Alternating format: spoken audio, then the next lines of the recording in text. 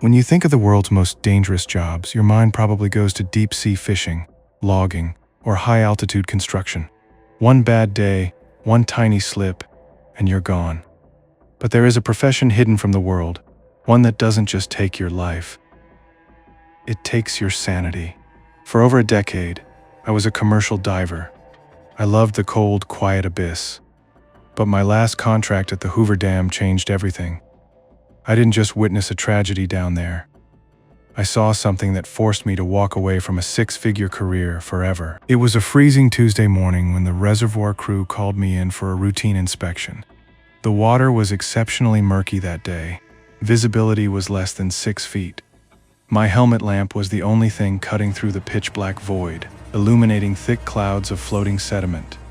Almost immediately, an intense uneasiness crawled up my spine. It wasn't fear. Fear means you know what's chasing you. This was the raw, primal instinct of being watched by an invisible predator. I ignored it, blaming the extra cup of coffee. But then, my flashlight hit the concrete face of the dam. Scored into the massive concrete wall were long, jagged trails. These weren't accidental marks left by floating debris or heavy machinery. These grooves were several feet long, clawed so deeply into the structure that the ancient steel rebar beneath was completely exposed. I froze in the water, staring at them. What made my blood run cold wasn't their size. It was how familiar they looked. They looked like human fingernail scratches. 5 parallel gouges climbing vertically up the dam before vanishing into the dark abyss above. I immediately keyed my radio and asked the surface control, who or what could have done this? All I got in return was laughter. They thought I was playing a prank. Trying to shake off the chills, I swam 30 feet deeper to inspect the intake structure. That's when my light caught it. A handprint. A perfect, pale, human-sized handprint, pressed firmly into the dark concrete. I blinked, thinking my eyes were playing tricks due to the pressure. But as I panned my flashlight around, my heart stopped. There wasn't just one. There were hundreds, thousands, layered directly over one another. Scaling up the wall like an army of invisible climbers had spent decades trying to escape the bottom of the reservoir. My breathing turned into frantic gasps. I was entirely alone down there. Or at least, that's what the surface logs said. If you're enjoying this investigation so far, please take a second to hit that subscribe button and drop a like. It really helps the channel expose these hidden stories. Comment below with your theories. What do you think made those marks? Now, let's get back to the moment things went from strange to absolutely terrifying. I forced myself to calm down. In my line of work, panic is a death sentence.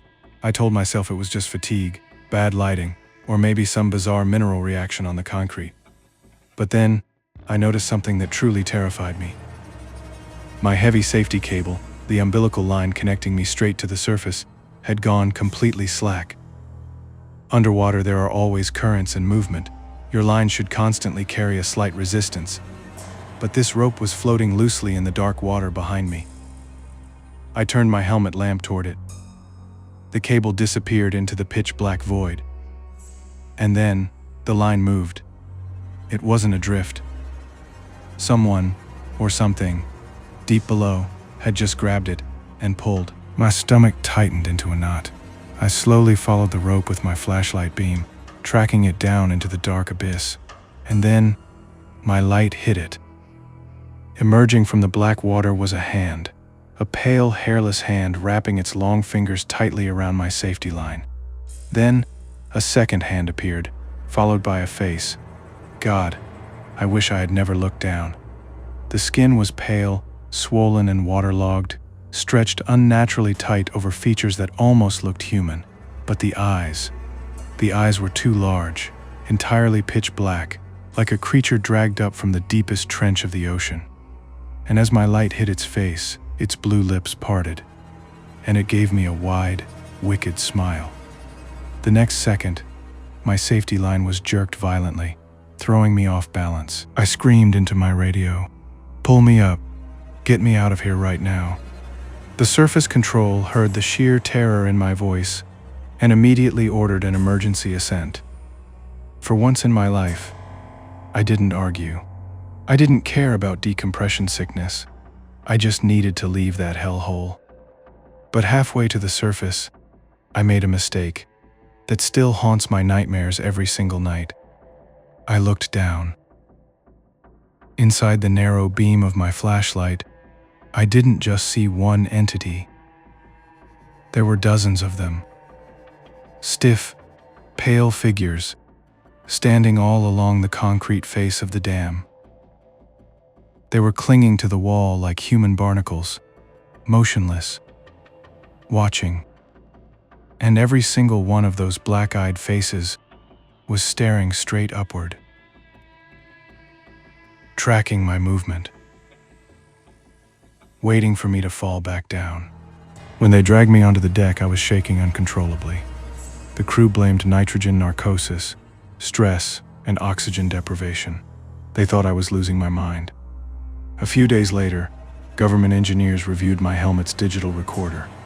Most of the files showed nothing but dark water and murky concrete. Except for one, the final clip from the intake structure. You can clearly see me inspecting the wall, and you can clearly see the beam of my lamp. But standing directly behind me, completely unnoticed, is a tall, pale figure. It has no diving suit, no oxygen tanks, no airlines. It is just standing there in the freezing depths, staring directly into my camera lens. But here is the part that made the engineers turn pale. The timestamp proved that thing had been standing 6 inches behind me for a full 6 minutes before I ever felt its presence. It had been watching me the entire time. Shortly after that review, 3 men in dark, unmarked suits arrived at the facility. They confiscated the original drives, made me sign a strict non-disclosure agreement, and told me to forget everything. That's about as much as I'm legally allowed to say. I retired from commercial diving that exact same week. People think I'm crazy for walking away from a massive 6-figure career. But every time I read the news about water levels dropping at the Hoover Dam due to droughts, a chill runs down my spine. Because those things were standing on the walls, 60 feet underwater. As the water shrinks, they get closer to the sun.